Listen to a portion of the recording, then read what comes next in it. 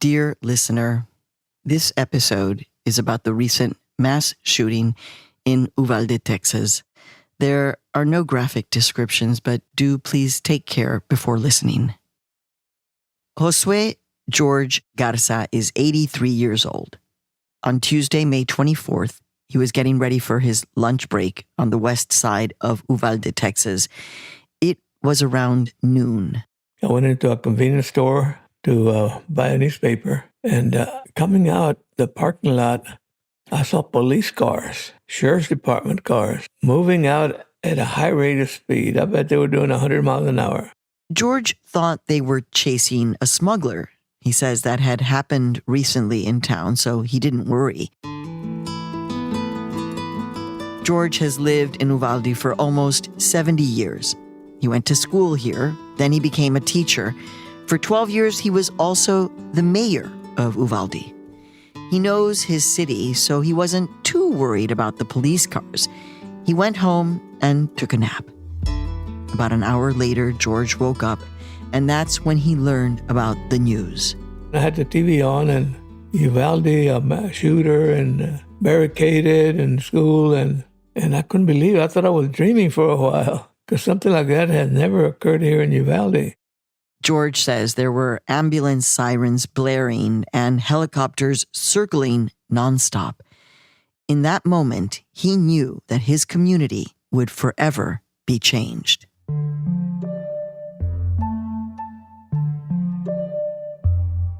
From Futuro Media and PRX, it's Latino USA. I'm Maria Hinojosa. Today, Uvalde Resiste. Uvalde resists. By now, you've probably heard a lot about the devastating massacre that took place in Uvalde. An 18-year-old man, Salvador Ramos, entered Robb Elementary School, and he shot and murdered 19 children between the ages of 9 and 11. And 2 teachers. He also wounded 17 others. Just days after turning 18 years old, Ramos bought 2 assault rifles and several hundred rounds of ammunition from a federally licensed gun dealer. The Uvalde massacre is the deadliest mass school shooting in the U.S. since Sandy Hook Elementary in Newtown, Connecticut, almost a decade ago. This tragedy comes just days after 10 Black people were killed by a white supremacist in Buffalo, New York, who was also 18 years old. And more than 20 mass shootings have taken place in the last few days after Uvalde.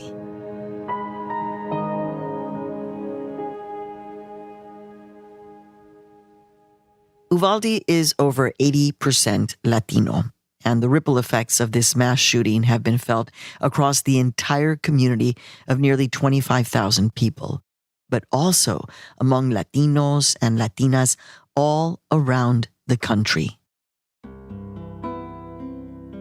Josue George Garza, who we just heard from in the beginning of the episode, was one of the few Mexican-American teachers at Robb Elementary back in the 1960s. In those years, the majority of the students were also Latino, as they are today. But the mostly white teachers and administration discriminated against students and tried to force them to assimilate. In the year 1970, after George was denied the renewal of his contract to teach at Robb Elementary, students, parents, and teachers became angered, and they rallied to demand his reinstatement along with better conditions in the school. They held one of the longest school walkouts in the nation. It lasted 6 weeks. Though George did not get his job back, his history with Robb Elementary continued for generations. It's the school where his great-granddaughter recently went. She was in that room a year ago. She got promoted to the 5th grade, so she transferred to another school. If it would have happened a year ago, she would have been there. Many families who were impacted directly and indirectly are still grappling with the aftermath of the shooting. And many in the community still have a lot of questions about just what happened. There have been conflicting reports about how local, state, and federal law enforcement responded to the shooting. Law enforcement was there. They did engage immediately. It was reported that a school district police officer confronted the suspect that was making entry. Not accurate. He walked in unobstructed initially. There's also been criticism of law enforcement that took more than an hour to enter the classroom, and criticism for not providing news updates in Spanish to this predominantly Latino community. Thank you. Some here in the community say this disregard for Uvalde's Spanish-speaking community, as well as the lack of trust in law enforcement, illustrates a deeper divide that's been going on in this city for decades. So today, we want to tell the story of resistance of this Mexican-American community, how the people here stood up against segregation and oppression, and how today, after such a devastating tragedy, Uvalde is trying to heal, because Uvalde is much more than just the recent headlines. To understand the complexities and the nuances of this community, we're going to hear from two people who call Uvalde home. George Garza, the former teacher and mayor, and Mónica Muñoz Martinez, a historian at the University of Texas at Austin who studies violence against Mexican Americans by law enforcement. We're going to start now with my conversation with Josue George Garza. George, welcome to Latino USA. Thank you. So, first of all, we're speaking just a little more than a week after the tragedy in Uvalde, and I just want to check in with you and ask how you're doing, George.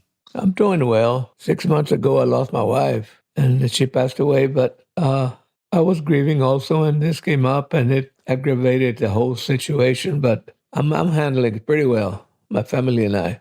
I'm so sorry for your loss, George, and I know that this can't be easy, so I want to thank you for speaking with us today, because you actually have a very unique connection to Uvalde's history.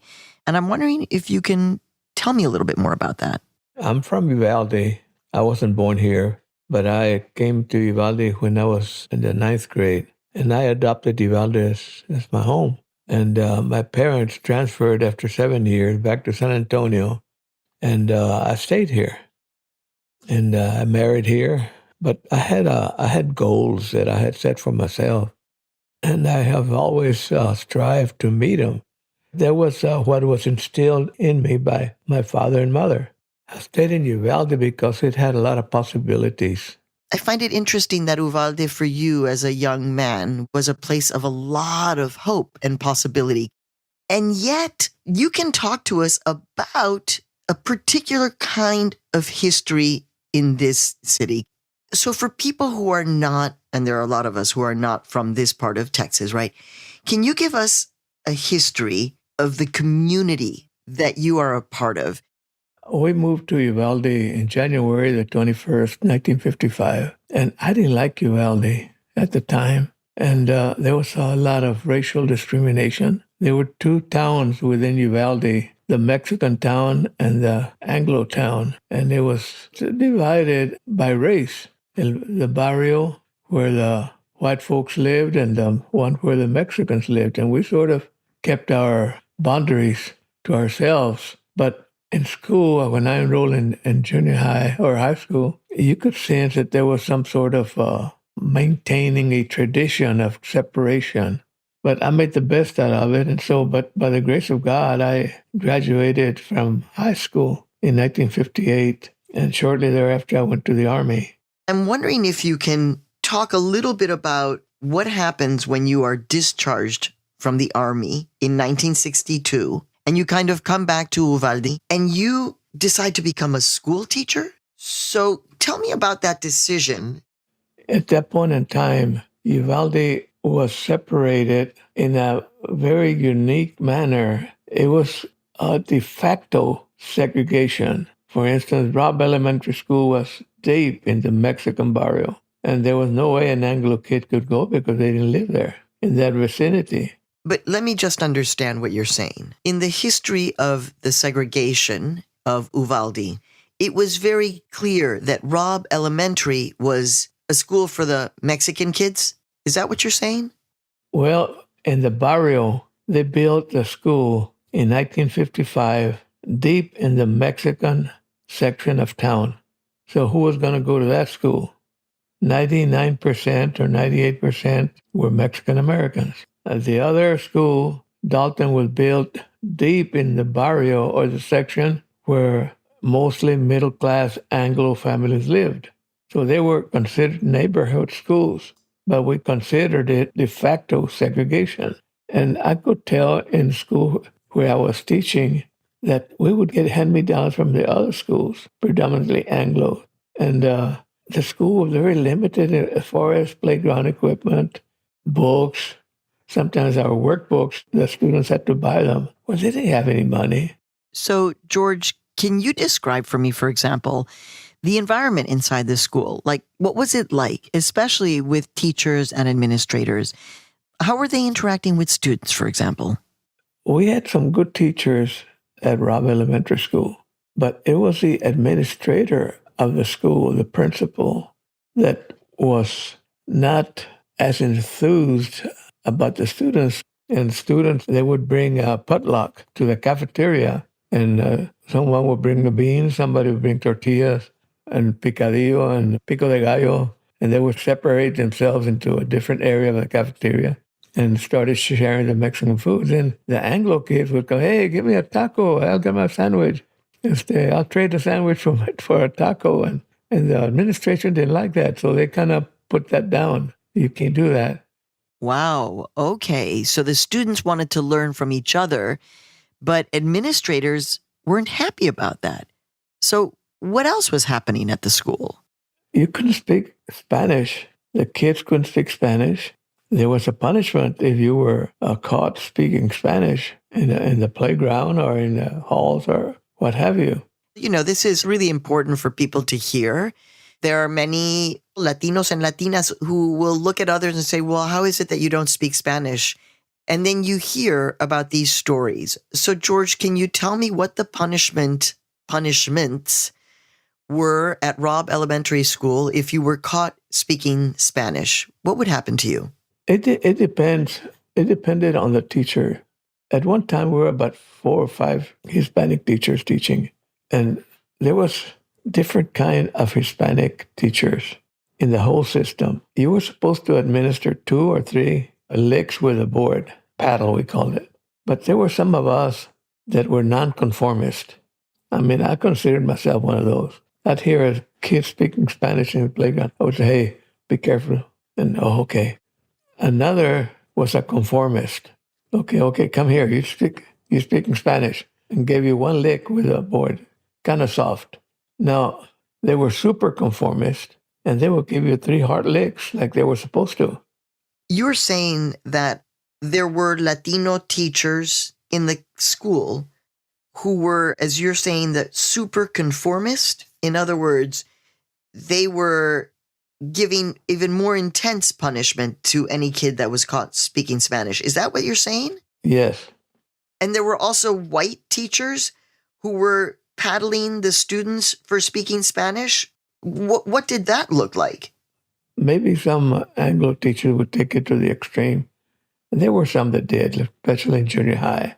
But the students at a certain point in time, they started to rebel against this type of system. They started asserting themselves. And I know an incident where 3 cousins were talking to each other real loud in Spanish. And the Mexican-American principal or assistant principal hollered at them real loud, hey, boys, are you going to be Mexicans all your life? Because they were speaking Spanish. And one of them was a very bright student. Said, yes, sir, we're going to be Mexicans all our lives, and you too. Y tú también. The assistant principal told me, that kid really taught me something, he said. And that resistance only grew. In fact, George, in 1970, there was a 6-week school walkout in Uvalde. And that started because your contract at Robb wasn't renewed. But it wasn't just that, right? I mean, students were demanding change. They wanted more Mexican-American teachers at their schools, and they wanted to be able to speak Spanish. And I'm wondering, what was that moment like for you? Well, my name was Mud because I was blamed for the walkout.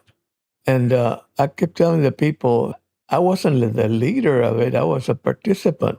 And these were pretty tense. I mean, this part of Texas, in terms of Latinos and Latinas standing up to kind of white Texas authority, this was very radical. I think it's important to kind of put into history. This was a time when Latinos and Latinas, Mexican Americans, Mexicanos in Texas were organizing La Raza Unida Party. There were the Brown Berets. There was a lot of activism around students and education. And so during the walkouts, the Texas Rangers were called in to the city of Uvalde. The chief of police at one time wanted to make a mass arrest, and the mayor vetoed that. He said, no. Where are you going to put him? The jail is not big enough. And he sort of used his head, and he was rather rational, He said, if they want to march without a permit, let them march.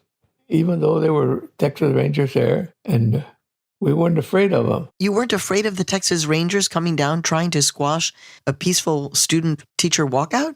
We weren't. I don't think we ever felt intimidated. We weren't afraid of them. As long as we kept it peaceful, the government has to guarantee you the right to do that. And no ganamos. The students lost 1 year of school. And the school board was very adamant in not making any changes to favor the Mexican Americans. Not even the food in the cafeteria.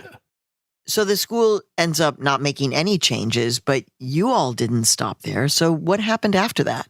I kept telling the people it's not over. We had a lawyer from San Antonio, Mr. Pat Maloney Sr., and another attorney, Jesse Gomez, that took our case to federal court. And we had a monster for a federal judge. He didn't believe in giving an inch to the Mexican-American people in the walkout situation. And we lost the case in Del Rio. The judge dismissed it. There was no discrimination in Uvalde, no segregation whatsoever. And Wow. some of my older Mexican-American friends said, no les ganas. You can't beat the system. Well, Mr. Maloney contacted MALDEF. They took our case and appealed it to the Fifth Court of Appeals in New Orleans. And the Fifth Court overruled Judge Wood. They overruled him. So you had to take it to a higher court, but in fact you did win. The schools were forced to change. The community kept pressuring officials, and eventually schools started offering bilingual classes. There were more Mexican-American teachers who were hired, and Latinos in general were more present in leadership positions in town. In fact, in the 1990s, you even decide to run for mayor of Uvalde, and you win. And you were mayor for 12 years. When I was elected mayor, I had connections to La Raza Unida in Crystal City. I taught school there 1 year. And the council was very, very experienced. And we were all Hispanics except one. But we all worked together.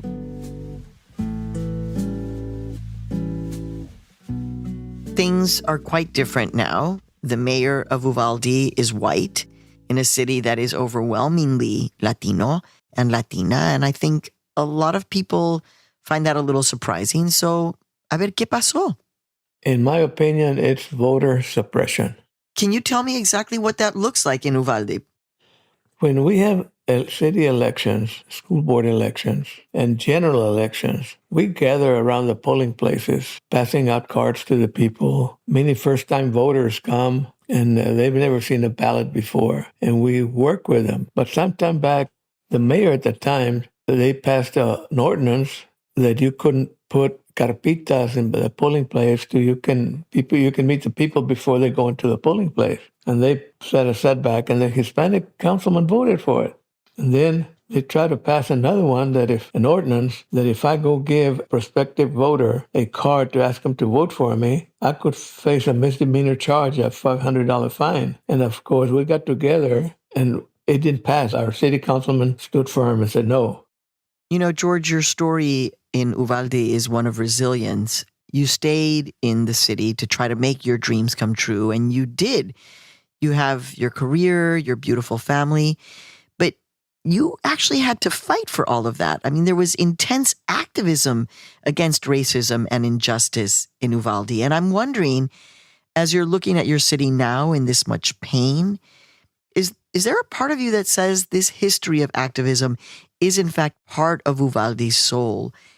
And I'm wondering if you've been wanting to see that kind of activism come back in this moment. Yes, but we have lost our will to stand up. You know, I've got grandkids that can't speak Spanish or won't speak Spanish. I mean, what?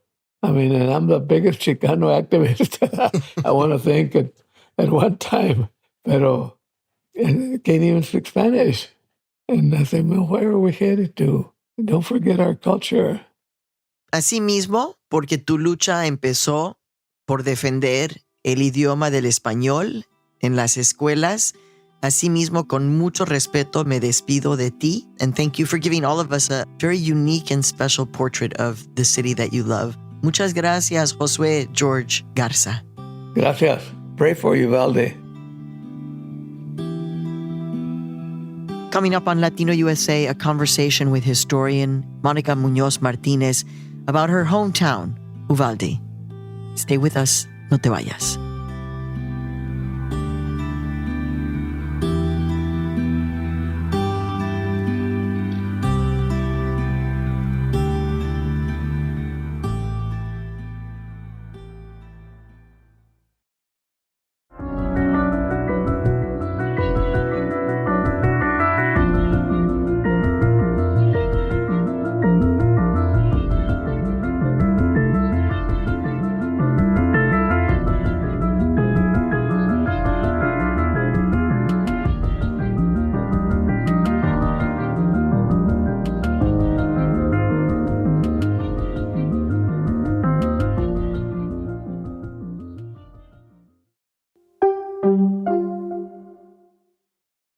Hey, we're back.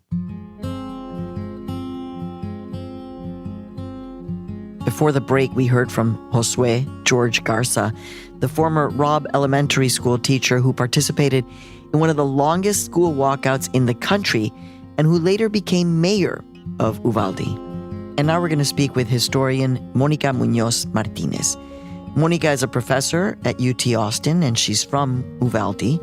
For many years, she's been studying violence against Mexican Americans on the border, and her project, Mapping Violence, documents forgotten cases of racial violence in Texas in the early 20th century. Last year, Mónica was awarded a MacArthur Genius Grant for her research. But though Mónica has been studying this as an academic, the Uvalde tragedy hit very close to home. Here's our conversation.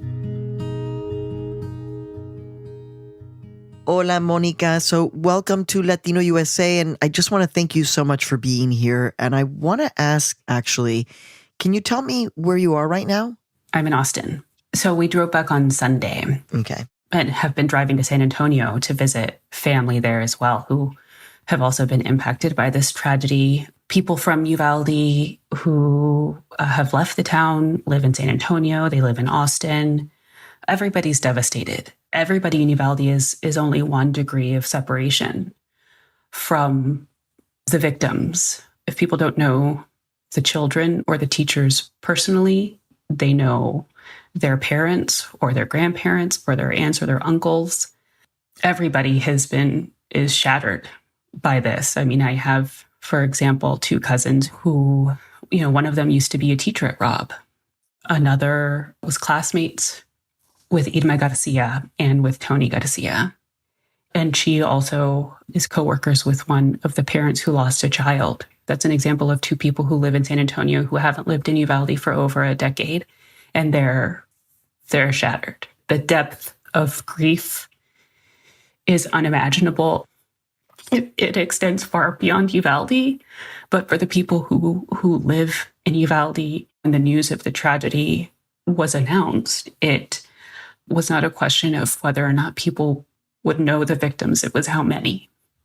I should also say, for example, in terms of the impact, that my mother worked for the Uvalde School District for over 35 years. And before she was an educator, she was a student who walked out in the Uvalde school walkouts. So her whole life, she has been working to create the best educational opportunity for the children in Uvalde. And she's just one of the educators who have given their lives. It's devastating to think of the teachers who had to physically give their lives for the children. And so this is a tragedy, not just for the town, but for in Uvalde, where the school is the social fabric that ties people together.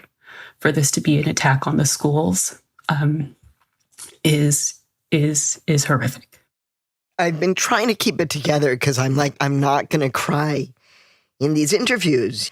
But you have brought it so home, Monica. I mean, it's just like, you're like, look, I'm a product of these schools, but the school, in terms of what it represents for Uvalde, and as you say, Uvalde, it's not just like a regular school, because it is in this school and the whole educational system, the structural inequality of the schools in Uvalde is what led to the protests and the walkout, which enlightened so many people like your mom. And so it is like, I mean, in your words, tell me, because it isn't just an attack on a school, but you're saying there's a much bigger attack here. And I want you to kind of put that to words. I think when people are trying to understand the depths of grief. So I haven't lived in Uvalde in 20 years. My family has lived there. My family still lives there. I have cousins in those schools, little cousins.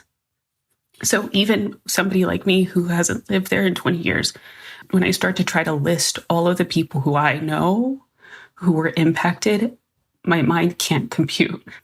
And when you think about the impact on the families, what has become so challenging in terms of providing resources for families is that when we think about the victims, people think about the immediate families. But in Uvalde, there is no just immediate family. People don't use that term. That's my first cousin, or that's my, we don't use that language. If a child that was lost is being mourned by their parents, by their tías and their tíos, by their cousins, and cousins there is multiple generations of cousins. It's by their grandparents and great-grandparents. It's by their neighbors. An attack on the schools in a place like Uvalde that is so under-resourced. The schools are the lifeblood of the community. It is where children are nurtured, where they are encouraged to dream and to think big. It's horrific that now you hear kids that are scared to go to school. And so for that belief in a community structure to be shaken, it devastates me to think about that not feeling safe for kids. Right. And as a historian, you're thinking so much about the long tail of this event. So can you tell me about what you knew and understood about the walkouts? And is it still a very present story, or do you think that because of this tragedy, the resistance, the protest movement, the walkouts will actually get another hearing or not? People in Uvalde want to come together. People are looking for love and comfort and encouragement. But in terms of the community's trust, it is complicated by a longer history.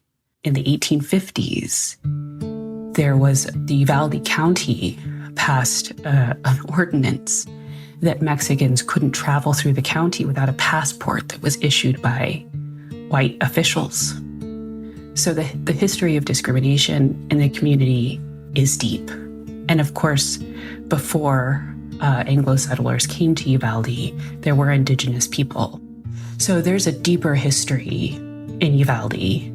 What the school walkouts in 1970 exposed was that Brown v. Board of Education, the Supreme Court decision that mandated that segregation end didn't reach places like Uvalde. And so it's over a decade later that students in Uvalde and parents, some of the photographs that I have of the walkout are elementary school students walking outside of Robb, because it was the school that exposed the inequality between the Mexican schools and the white schools in town. Some of the memories that my tia Olga Munoz Rodriguez, who she shared with me when I was conducting research about the walkout, was that she remembered walking into buildings for school board meetings with Texas Rangers on rooftop with rifles pointed down at them. So the kind of intimidation was not just through local community members, but also by the state police. When I'm thinking about, on the one hand, this picture of Uvalde, which is like everybody knows each other, familia, cariño, this history of structural racism and segregation, and also resistance met with violence. And that is part of basically the Texas Rangers and law enforcement in general in Texas targeting Latino and Latina communities for decades. But there's something that seems that needs to be put together with that history of violence, law enforcement, Texas Rangers, and what's happening now in terms of the conversation around law enforcement in Uvalde. Or should we not be making that connection? Well, things have certainly changed. Uvalde is one of the most heavily policed cities in the country. Why is that? So I haven't heard that from anyone. So you're saying Uvalde is one of the most policed cities, not just in Texas, but in the country, and that would be why? So in terms of just the sheer police presence, so not only do you have a school district police force for the Uvalde CISD, you also have local police, you have county police, the sheriff's office and deputies, but you also at this moment have Texas Department of Public Safety, Texas DPS officers in Uvalde County, because Uvalde is one of the counties that signed up for Operation Lone Star.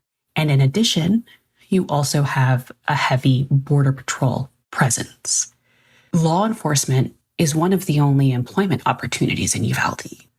And so one of the best jobs in Uvalde is if you can graduate from high school and successfully take the training and become a Border Patrol agent. And so that's, when people are thinking about why is it difficult to have conversations about guns and police, there is a strong culture supporting law enforcement. Victims, parents and family members are members of the Border Patrol and local law enforcement. But if you believe that more police makes people more safe, Uvalde proves otherwise. Because from school to city to county to state to federal police, that large police presence did not prevent this massacre. It's so horrible, Monica. It's just so horrible. We're all traumatized. But that question is in people's minds, certainly. For every Latino and Latina Tejana, we're just like, pero ¿qué pasó? There's an ongoing investigation.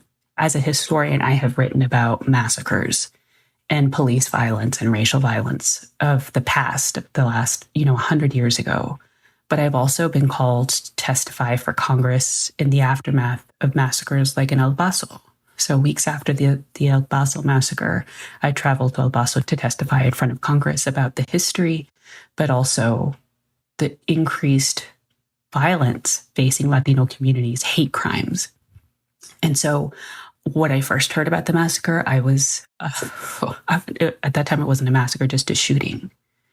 And so I panicked and I thought, is this somebody who came to our town? Did they look up the census? Did they see the high numbers? And did they target the town because of it? But people need to be asking questions about what were the laws that were passed? What were the laws that were passed since El Paso that made it easier for this person to buy these weapons of war? And because I'm from Uvalde, I grew up hunting. My dad taught me how to hunt taught me and my sister. He also taught us to fear guns, right? This is something that he taught us to do. His father taught him how to hunt for food because he worked at a mine. And it wasn't enough income to support his family. But guns, the gun culture in Uvalde, is also a part of people's identity. There's multiple gun shops. You can't find mental health resources in Uvalde. For loved ones and family that I have in Uvalde who have needed help, we've had to help them drive to San Antonio, which means missing work, paying for gas, and paying for food to get people help when they need it. Most people in Uvalde cannot support that, but they can drive across town easily and buy these weapons of war. So when I'm thinking about the kinds of images of policing, these are laws that was legal for the gun shop to do that. Monica, I have a question, and it's actually based on something that you wrote. This is from a forthcoming essay about the 2019 massacre in El Paso, where a white supremacist shot and killed 23 Latinos and Latinas at a Walmart. In your essay, you write, quote, "The children growing up in border communities will learn the hard truths of the recent past in due time. When they do, they should also learn that in the face of forces that attempted to malign them or make them more vulnerable to death, border communities collectively worked to protect them. It is a long tradition that they should no longer have to bear. But for centuries, fronterizos have shown a commitment to remembering their lost loved ones, repairing broken humanity, and building a more just future." So, Monica, can you tell me a little bit more about that? I had it's a very difficult paragraph to hear in the context of this now being a story of my home community. Because you wrote that not ever imagining that Uvalde would be the site of a massacre. I wrote it, and I have given testimony, and I have given interviews worried that this could happen, because this could happen anywhere. So the thought that it could happen in Uvalde was something that you were like, es que puede pasar. Unfortunately, yes. Especially when we see the patterns of violence and the access to weapons of war. That when you think about a community that has such ready access, easy access. But for me, what's hard to hear about that paragraph is that I don't have those families and those people who are picking up the broken pieces of humanity are my family, and they are my friends, and they are my former teachers. And that's a burden that nobody should have to bear. But in a town like Uvalde, where there are not enough resources, that's what shatters me. A member of my family was the justice of the peace that had to identify the remains of the victims.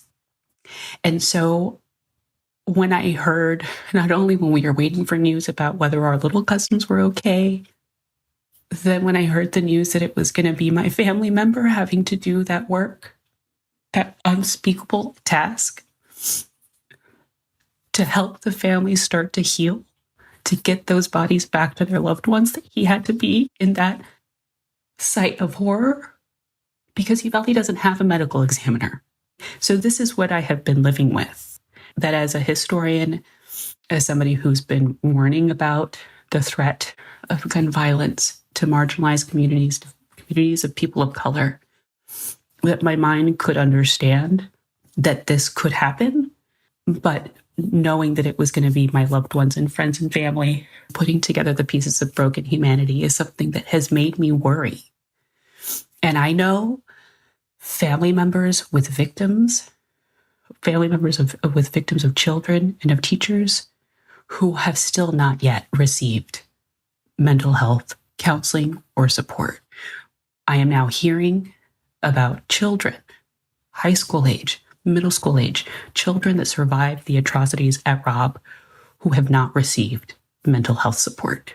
I am hearing and know about families that don't know what kinds of signs of trauma to look for in their children or in their the adults in their lives.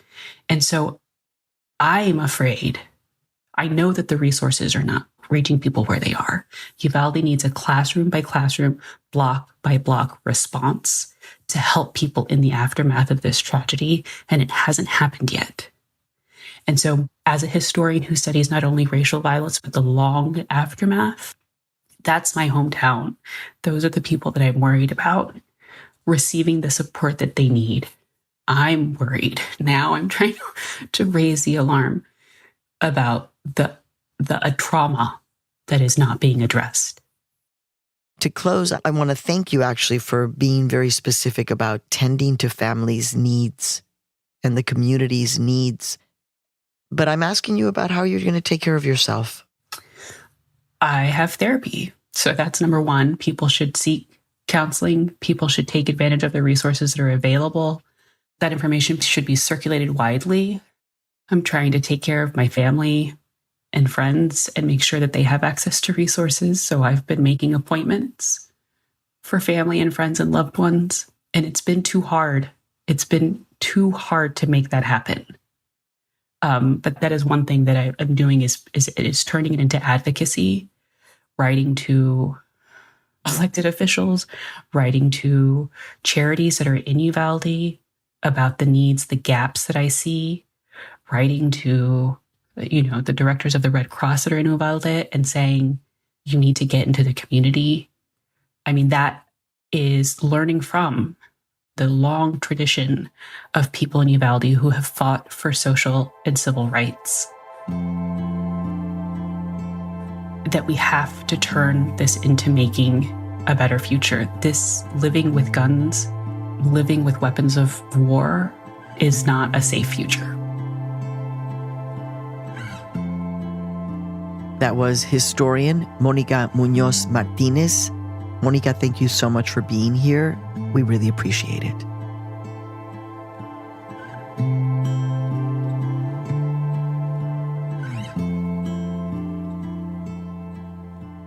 And just as historians like Monica try to make sense of these tragedies for future generations, journalists play another crucial role in moments like this. We're documenting history as it's happening, and it's a big responsibility, making sure we're sensitive to the victims, to their families, and to their communities. And we're also trying to give nuance to their story. Stella Chavez is a bilingual journalist with public radio station KERA in Dallas. She traveled to Uvalde the weekend after the massacre, and Stella shares what it's been like to report on these tragedies and how communities come together to heal. Here's Stella Chavez now in her own words.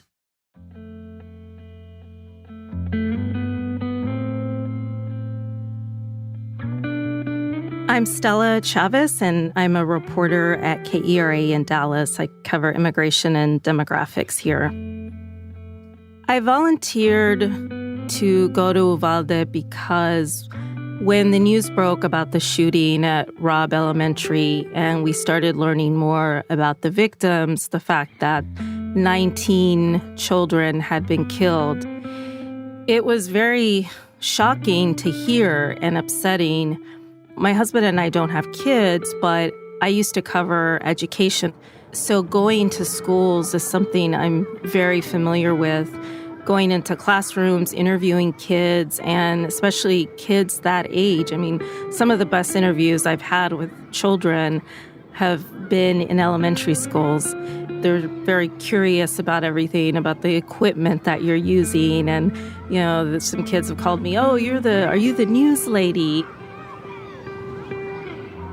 Because I speak Spanish, I felt like I could also play a role in helping tell stories of the families who maybe Spanish is their first language. And the size of Uvalde is close to what the size of my hometown was when I was growing up. Everything I had heard before going to Uvalde sounded familiar.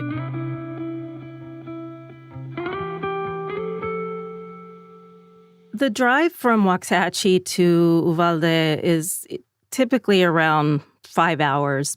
On the way down, whereas normally I would listen to maybe a podcast or catch up on news, this time I just chose to listen to music because that would give me just time to think about what I was going to do when I got there. When I got to Uvalde, it was around 5:30 p.m., and I happened to find a parking spot on the town square. There were a ton of people on the square, visitors from all over, and there was the makeshift memorial that was, growing pretty rapidly because so many people were leaving flowers and teddy bears and messages. Even though I've been reporting for many years, it's never easy to go up to people who are grieving. And so I was really conscious of what I was going to say to people as I approached them to ask them if they would talk with me. If somebody was silently praying or just meditating, I didn't want to bother them. But if they were kind of standing back, I would approach them. What is your name? Caitlin Gonzalez. One of the most compelling stories I heard came from 10-year-old Caitlin Gonzalez. I am 10 years old and I am a fourth grader at Robb Elementary. And she told me about hiding in her classroom. Yes, I was across from the room where the kids were held hostage and where most of the kids passed away. And she said that all of the kids in the classroom across the hallway were her friends. It's been really hard because I lost a lot of my best friends. But two of the students were her best friends. Jacqueline Cáceres and Eliana Torres. And they ended up being killed. I'm doing really well, but I just need to stay strong for my family and friends.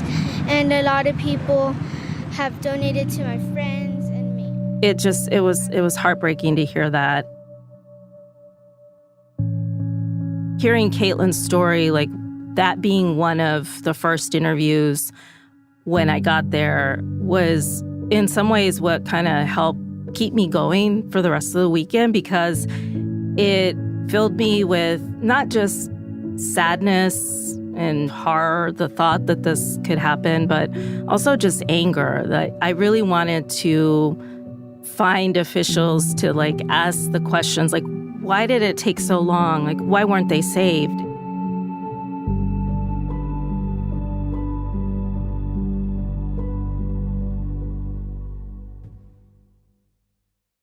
I think my role is just to listen and to report as accurately as possible. I mean, whatever they say is their truth. It's not my story to tell, it's their story to tell.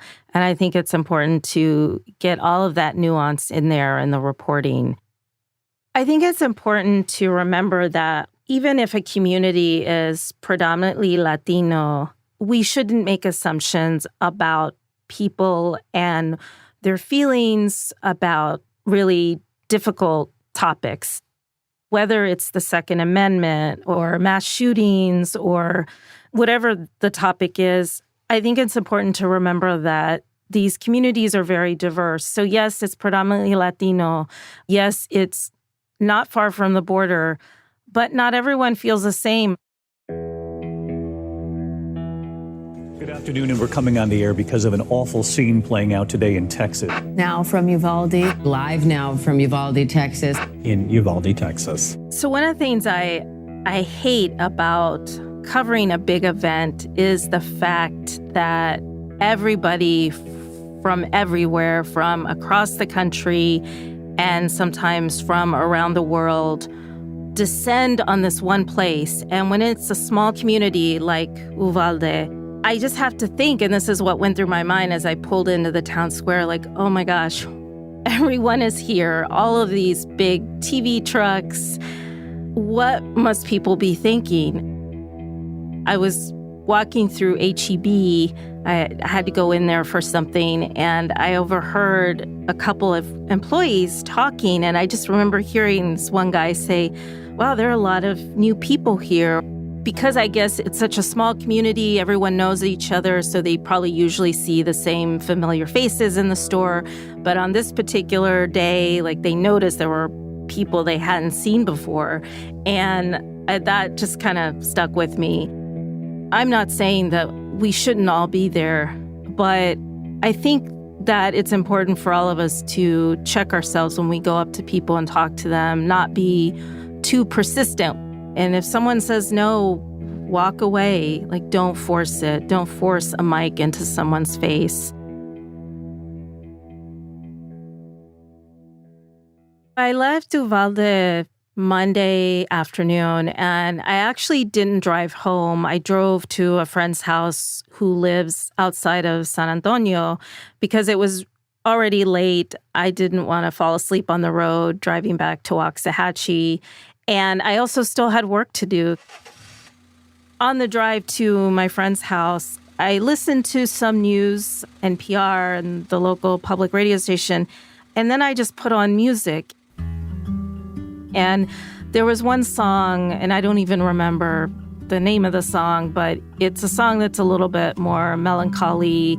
And I felt myself getting a little emotional as I listened to that song because I think it was the first time during the entire weekend where I had it was just me and my thoughts. Even though it was an exhausting trip, emotionally, mentally, physically draining, I'm really glad that I went. I would not have it any other way.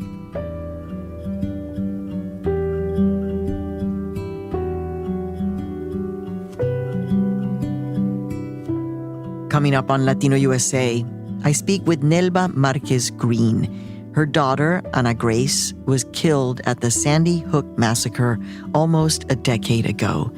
Since then, Nelba has been on a mission to help bring awareness on how best to help families impacted by gun violence.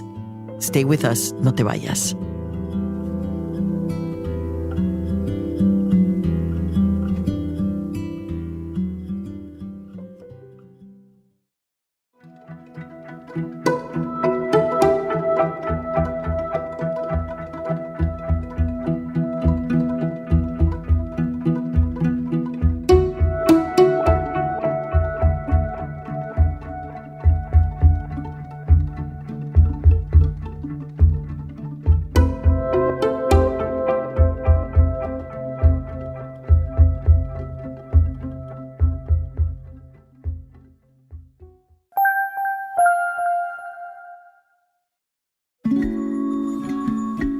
Hey, we're back.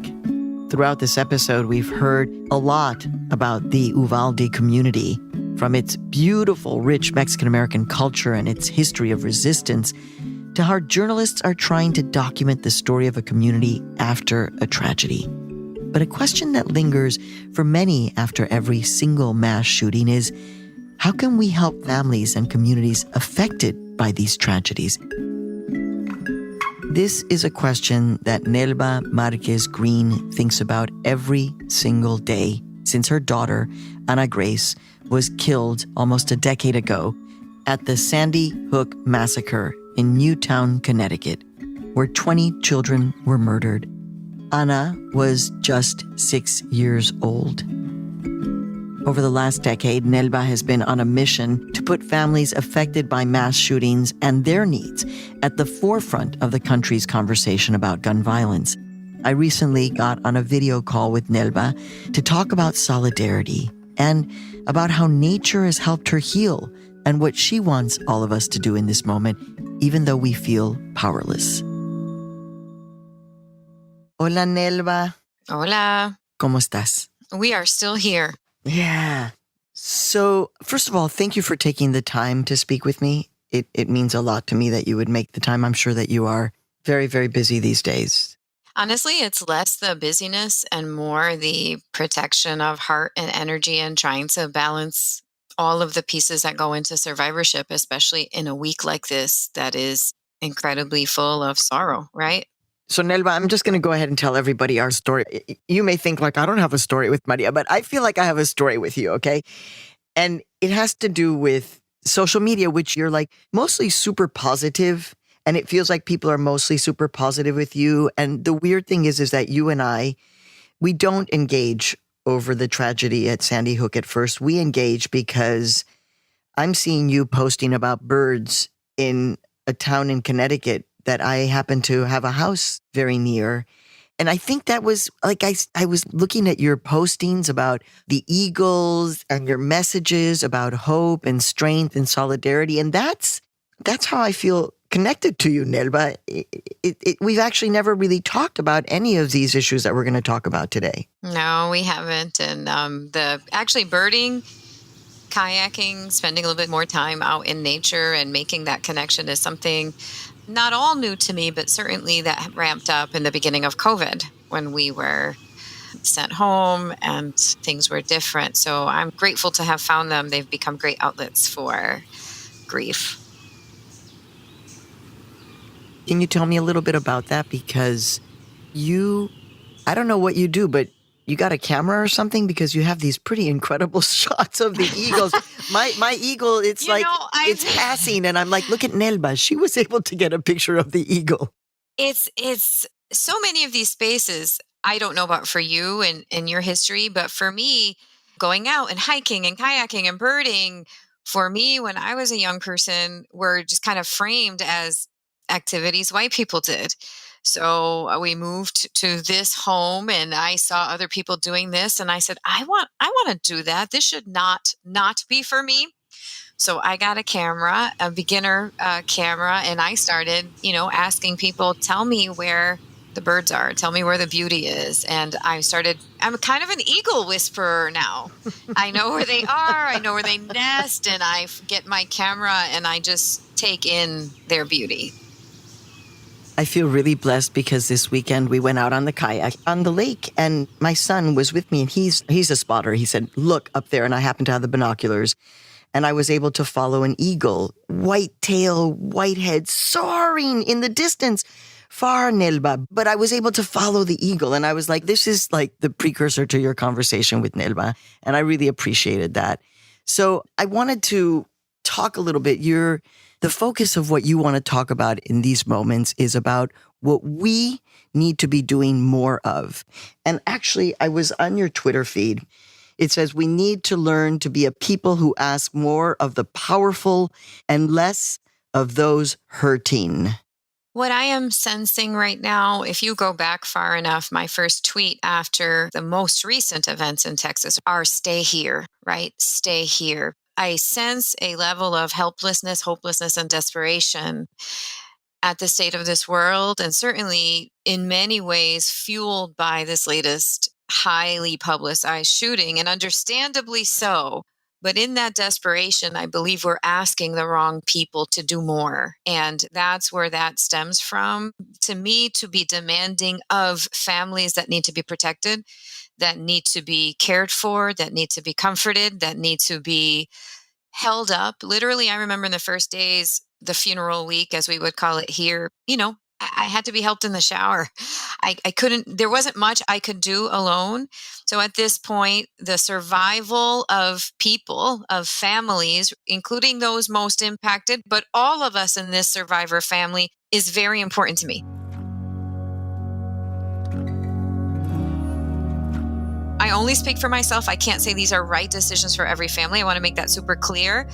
But in general, the practice of asking more of those with less power is something we do when we feel helpless and when we are not focused. And I'm a therapist. I'm a marriage and family therapist. We think systemically, and that's one of the basic tenets of systems theory, that you actually ask for change from those most in power, which is why when I was in private practice, somebody would bring their kid, they would want to drop off their 10-year-old in my office and say, fix them. And I would say, will you come? You have to come to therapy, because what's happening here is probably that this young person is presenting symptoms, but my guess is that this is a systemic issue. And it's happening now. I know that we're asking because we're desperate. I know that 99% of the people asking aren't ghouls, but it does feel like a ghoulish ask. The people that you want us to ask, the people in power, and you're a very religious person. Well, you said we will never resolve the problem of gun violence in America without examining the ways the church is complicit. Write that one down. So when you're saying go to the powerful, what do you mean? What do you want us to take away from that? I do think there are a number of people sitting back right now feeling pretty powerless, wanting to be helpful, And that's why these screams and cries are emanating from them. One really simple thing we can do is ask in our church communities. I don't know if I would call myself religious, but I do love Jesus, very much. And I know what it's like to be a part of church systems that I have learned don't support people, are a part of tradition, but don't support people, don't support liberation, don't support helping the hurting in ways that make sense. So I misinterpreted that. So your experience is much more spiritual?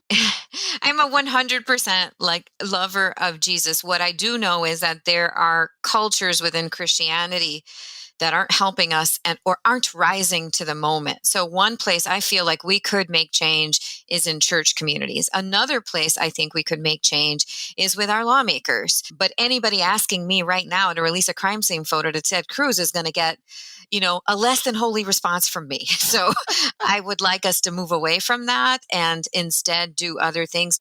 We got to vote these folks out. We got to elect good people to office, right? People who are not in the pockets of the NRA. We have to, these things aren't hard, but it is easier to ask me, Nelva, release a photo. We are holding up entire families. Survivors often are the ones that people look to for leadership and courage. And I've got a mom.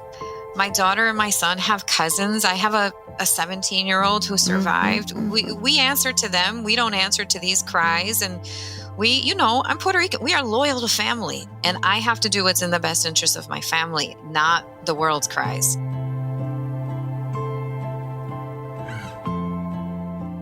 You have been saying that you want people, when they're saying how to help, you're like, well, think about the families.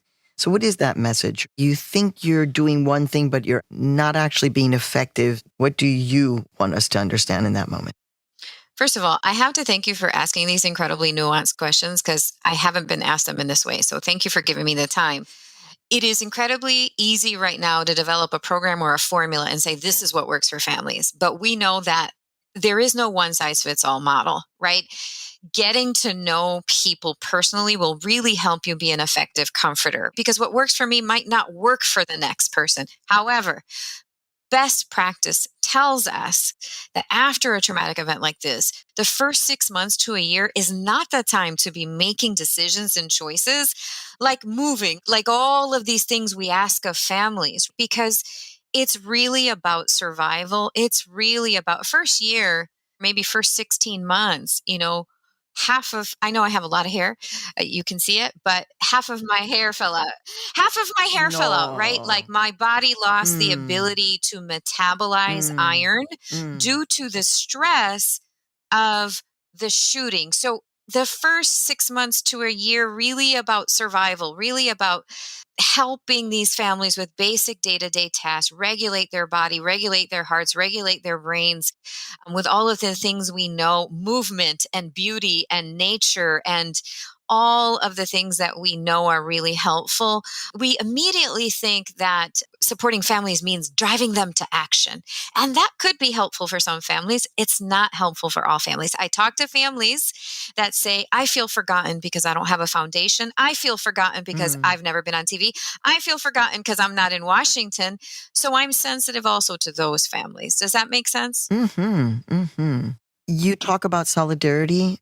Would you tell us a little bit about acts of solidarity that helped you and that continue to help you in this, decade, frankly?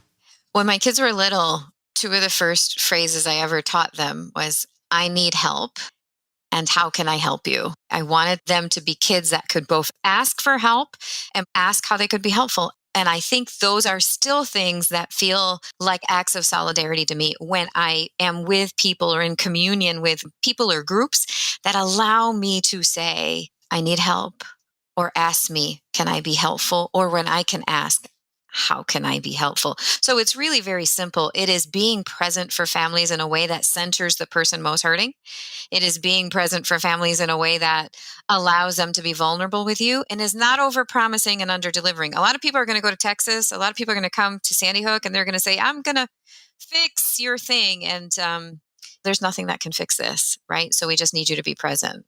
So if I'm not mistaken, Nelva, you were the only Latino family from Sandy Hook. Yes. And I've thought a lot about, well, the horror, right? Because as we have seen now twice in Texas, it has been, I believe, a very targeted, right? In El Paso, definitively a hate crime. And here, I would consider it a hate crime as well. There's something that has, I mean, this is at a whole other level. And I have, in fact, been thinking about you. Like, how does Nelba process this? Because it is at a whole other level.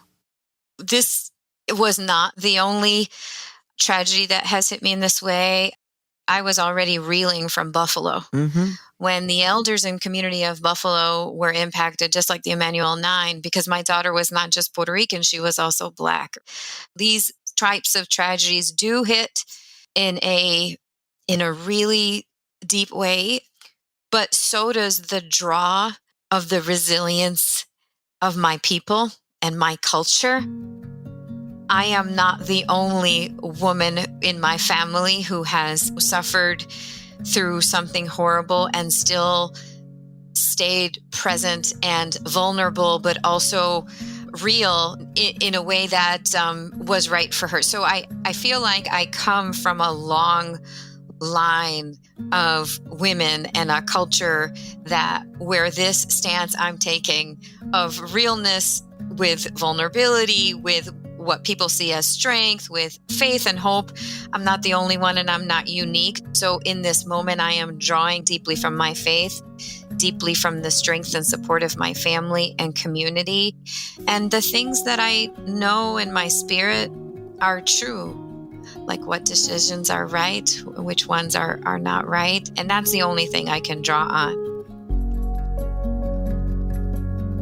If people take example from that, okay. But really, I'm on Twitter as like a daily diary to be like, hey, guys, I'm out on my deck looking at birds today. What are you guys doing?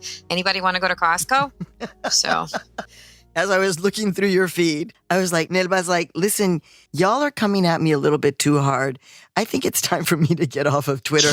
I'm going to Costco. You guys need anything? I just think it was kind of adorable, that moment. And yeah, as we're wrapping up, there is that realness. You are trying, you're trying to say something with that realness to all of us. No one is getting out of this without community and without relationships. And I remember in my heart, both the examples of terrible solidarity, but also the examples of beautiful, vulnerable, awkward solidarity that mattered. I remember the number of people who would show up at our house. Just yesterday, there was a woman. I mean, I have a ring, so I see you, but people think they don't see me when they come to my doorstep. And she dropped off a bag with a napkin, embroidered napkin, and it said, "Girl, you're not free chips and salsa. You are guac. You are a side of guac." And it's in that spirit that, and we have to have humor. Yeah. Humor has helped me so much. Without humor, I have someone in Canada. His name is Steve, and his job is to send me a daily joke, right? Just to keep me grounded. So yeah, we try our best every day to just kind of show up. So again, from your fabulous Twitter feed, this one says, "Good morning, buenos dias. Today is Tuesday, May 31st in the year 2022 where I live. The lilacs are wild and the mourning doves are cooing. This is where I do morning prayer, the beauty and the bitter commingling." And I'm like, girl, I'm really glad that you are a marriage counselor and a marriage therapist so that you can help people find the love that you and your partner have for your family and for the rest of us. I want to say one more thing. Please. I didn't write before Anna died. I didn't know I had words, but when my daughter was killed and they allowed us back in the school to pick up belongings that weren't covered in something that they could not give us, they handed us a piece of paper. And the piece of paper was taken down from the Hopes and Dreams board in Anna Grace's classroom. And what she had written on her Hopes and Dreams board, and they had asked the children to write down their hopes and dreams, was, "I want to write. I want to write when I can." And on the paper, and I have it somewhere, is like a book cover, and it's like a book about dogs. It's like she was obsessed with dogs. We were going to get a dog, and, she passed away.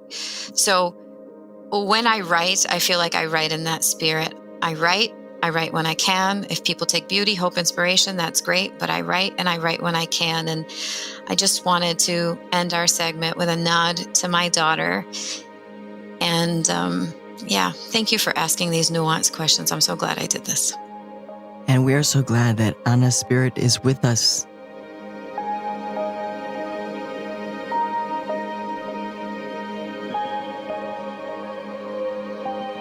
That was Nelva Marquez Green. Nelva, thank you so much for being with us today. Muchísimas gracias. And now, dear listener, before we end our show, we want to take a moment and have our Futuro Media team read the names of all of the lives lost in Uvalde, Texas. Nave Alisa Bravo, 10 years old. Jacqueline Casares, age 9. McKenna Lee Elrod, 10 years old. Jose Manuel Flores Jr., 10. Eliana Amaya Garcia, age 9. Irma Linda Garcia, 48. Uzia Sergio Garcia, 10 years old. Amarie Joe Garza, 10. Xavier James Lopez, age 10.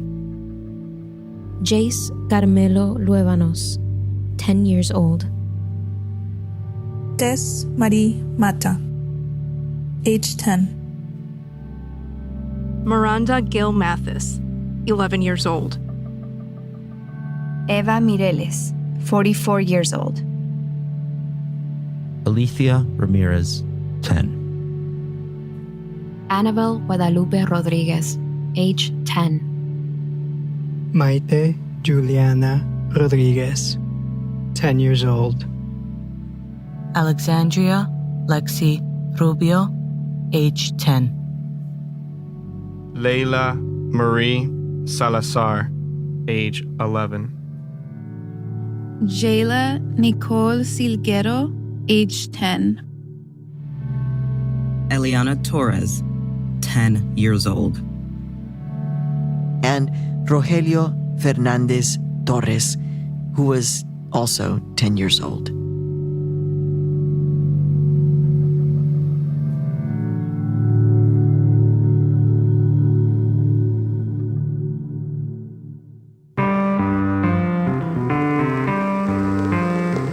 This episode was produced by Victoria Estrada and Reynaldo Leaños Jr. It was edited by Marta Martinez and Daisy Contreras and mixed by Julia Caruso and Leah Shaw. Fact-checking by Patricia Zulbaran. We want to give a special thanks to Nicole Foy and Marta Piskowski, who wrote about the 1970 school walkouts in Uvalde for the El Paso Times. We also want to thank Texas Public Radio, KERA, and Sofia Sanchez. The Latino USA team includes Andrea Lopez Cruzado, Mike Sargent, Julieta Martinelli, Alejandra Salazar, and Julia Rocha, with help from Raul Perez. Our editorial director is Julio Ricardo Varela. Our director of engineering is Stephanie LeBeau. Our associate engineer is Gabriela Baez and JJ Karubin. Our marketing manager is Luis Luna. Our theme music was composed by Zenia Rubinos. I'm your host and executive producer, Maria Hinojosa. Join us again on our next episode. Remember to see us on all of your social media, and more than ever, no te vayas. Ciao. Latino USA is made possible in part by the Annie E. Casey Foundation creates a brighter future for the nation's children by strengthening families, building greater economic opportunity, and transforming communities.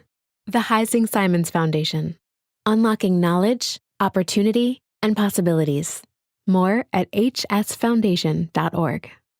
And funding for Latino USA's coverage of A Culture of Health is made possible in part by a grant from the Robert Wood Johnson Foundation.